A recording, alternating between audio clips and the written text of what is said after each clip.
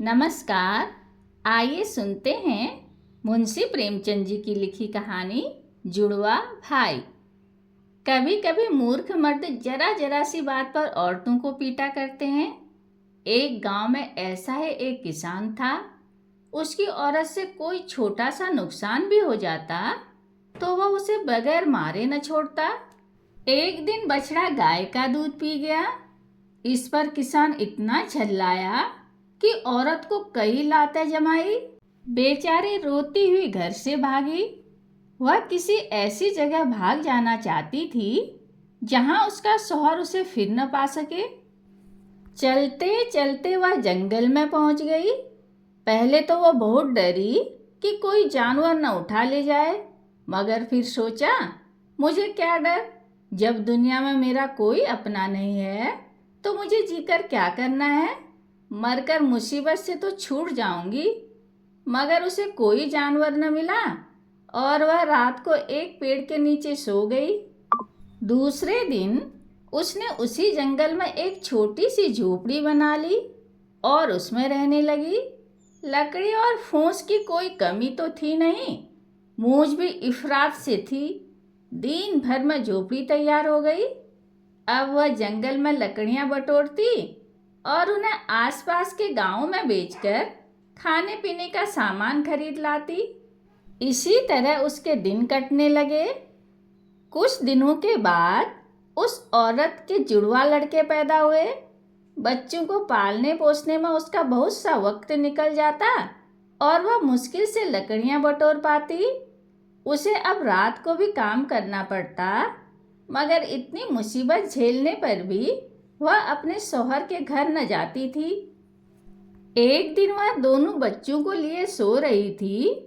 गर्मी की रात थी। उसने हवा के लिए झोपड़ी का दरवाजा खुला छोड़ दिया था। अचानक रोने की आवाज सुनकर उसकी नींद टूट गई तो देखा कि एक बड़ा भारी भालू उसके एक बच्चे को उठाए लिए जा रहा है। वह उसके पीछे पीछे दौड़ी, मगर भालू जंगल में न जाने कहाँ घुस गया। बेचारी छाती पीट पीट कर रोने लगी। थोड़ी देर में उसे दूसरे लड़के की याद आई। भागती हुई झोपड़ी में आई, मगर देखा कि दूसरे लड़के का भी पता नहीं। फिर छाती पीटने लगी।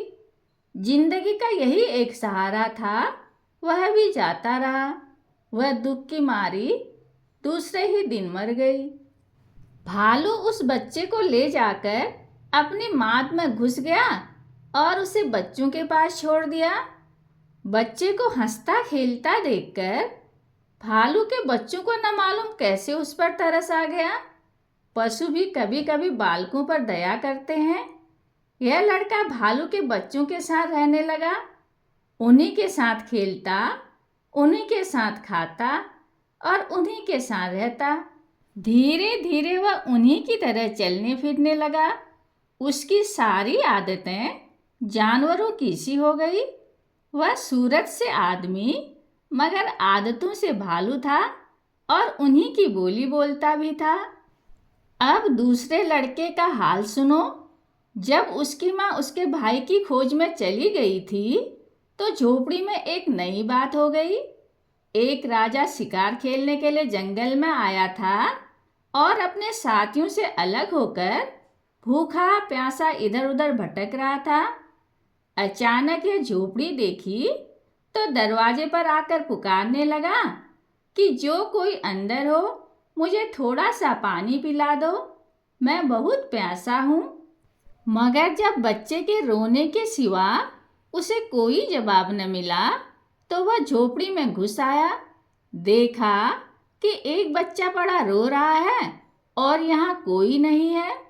वह बाहर निकलकर चिल्लाने लगा कि यहाँ कौन रहता है, जल्दी आओ, तुम्हारा बच्चा अकेला रो रहा है। जब कई बार पुकारने पर भी कोई नहीं आया तो उसने समझा कि इस बच्चे की माँ को कोई जानवर उठा ले गया है। राजा के कोई लड़का न था। उसने बच्चे को गोद में उठा लिया और घर चला आया। 20 वर्ष बीत गए। किसान का अनाथ बच्चा राजा हो गया। वह बड़ा विद्वान और चतुर निकला। बहादुर भी ऐसा था कि इतनी सी उम्र में उसने अपने बहुत से दुश्मनों को हरा दिया। एक दिन नए राजा साहब शिकार खेलने गए, मगर कुछ हाथ न लगा। निराश होकर घर की ओर लौटे आ रहे थे कि इतने में उन्होंने देखा कि एक अद्भुत जानवर एक बड़े हिरन को कंधे पर लादे भागा जा रहा है। उसकी शक्ल बिल्कुल आदमी की सी थी। सिर, दाढ़ी, मूंछ के बाल इतने बढ़ गए थे कि उसका मुंह करीब करीब बालों से ढक गया था। उसे देखकर राजा ने फौरन घोड़ा रोक लिया और उसे जिंदा पकड़ने की कोशिश करने लगे। वह जानवर हिरन को जमीन पर रखकर राजा की ओर दौड़ा। राजा साहब शिकार खेलने में चतुर थे। उन्होंने तलवार निकाली और दोनों में लड़ाई होने लगी। आखिर वह जानवर जख्मी हो गया। राजा साहब ने उसे अपने घोड़े पर लाद लिया और अपने घर लाए। कुछ दिनों तक तो उसे पिंजड़े में बंद रखा गया, फिर कभी कभी बाहर निकाला जाने लगा। धीरे धीरे उसकी आदतें बदलने लगी। वह आदमियों की तरह चलने लगा और आदमियों की तरह बोलने भी लगा। उसके बाल काट दिए गए और कपड़े पहना दिए गए। देखने वालों को अचंभा होता था कि इस जंगली आदमी की सूरत राजा साहब से इतनी मिलती है, मगर यह किसे मालूम था कि वह राजा साहब का जुड़वा भाई है, जिसे भालू उठा ले गया था। कहानी सुनने के लिए धन्यवाद।